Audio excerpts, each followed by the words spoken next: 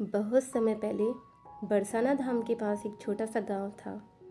उस गांव में मधुजी नाम की एक अत्यंत सरल, भक्तिमय और शांत स्वभाव की महिला रहती थी। उनके पति खेती बाड़ी करते थे और घर में बस एक ही बेटी थी। रोज सुबह 4 बजे उठकर मधुजी सबसे पहले अपनी रसोई साफ करती, फिर स्नान करके अपने लड्डू गोपाल की सेवा में लग जाती। ठाकुर जी की सेवा उनके लिए काम नहीं बल्कि जीवन था। हर दिन वे प्रेम से ठाकुर जी को नहलाती, चंदन का लेप लगाती, सुगंधित फूलों की माला पहनाती और ताजा मक्खन का भोग लगाकर हाथ से बनाई छोटी सी बांस की पंखी से उन्हें ठंडी हवा देती। उनकी सेवा देखकर गांव के लोग कहते, मधु दीदी के घर में लड्डू गोपाल तो सचमुच जीवंत हैं। इसी साल उनकी बेटी की शादी तय हुई थी।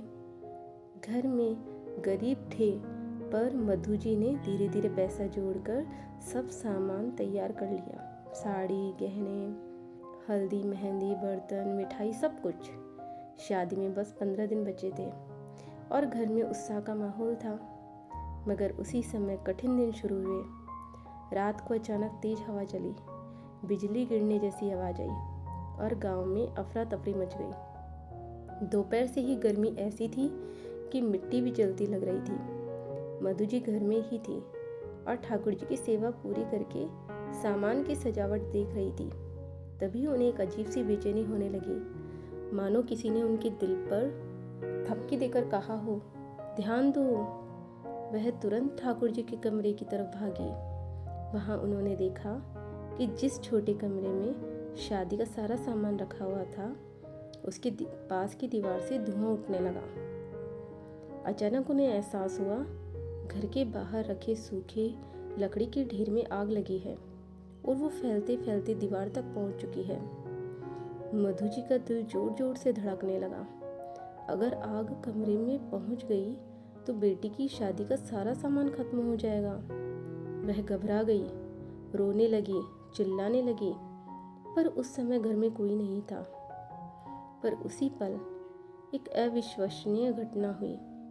मधु जी ने देखा कि आग जिस तरफ बढ़ रही थी, वही कमरे के बिल्कुल सामने खिड़की के गिरी हुई लोहे की जाली से आग को रास्ता बदल दिया। धुआं कमरे के अंदर नहीं जा पा रहा था। ऐसा लग रहा था जैसे किसी अदृश्य शक्ति ने आग की दिशा ही रोक दी हो।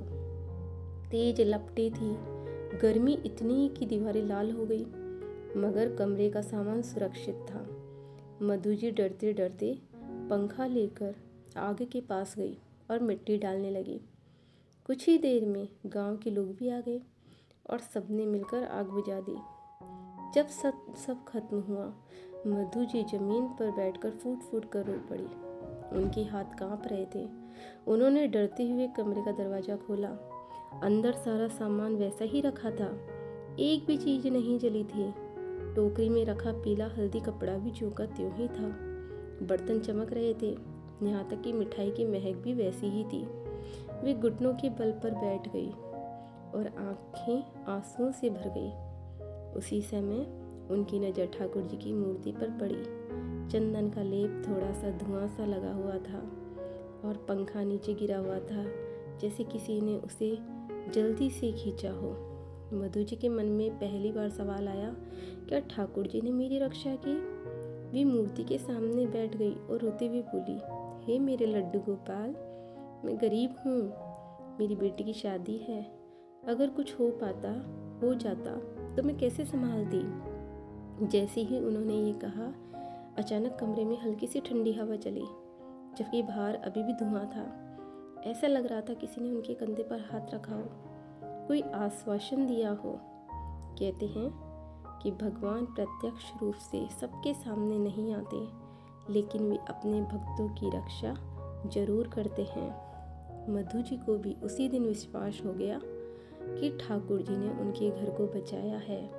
अगर वह लोहे की जाली ठीक उसी समय वहां नहीं होती तो आग सीधे अंदर पहुंच जाती, पर वह जाली पहले से टूटी हुई थी और रात में तेज हवा में गिर गई थी। यही चमत्कार था। मधु जी ने उसी शाम ठाकुर जी को स्नान कराया, चंदन का लेप लगाया और उनके सामने ठंडा जल, तुलसी दल और भोग रखकर कहा, आप ही मेरे घर के मुखिया हैं, आप ही मेरे बच्चे हो, आप ही मेरे रक्षक हो। उन्होंने अपने लड्डू गोपाल को हाथ से पंखा करते हुए मुस्कुरा कर कहा, मेरी बेटी की शादी आपने बचाई है, अब सब आप ही संभालना। उस रात जब सब सो गए, मधु जी ने सपने में देखा कि उनका छोटा सा लड्डू गोपाल घर के आंगन में खुश होकर खेल रहा है। उनके चेहरे पर वही मासूम मुस्कान, वही चमक, वही चुलबुलापन। वह मधु जी की ओर बढ़कर कह रहा था, मत डरना, मैं हूँ ना।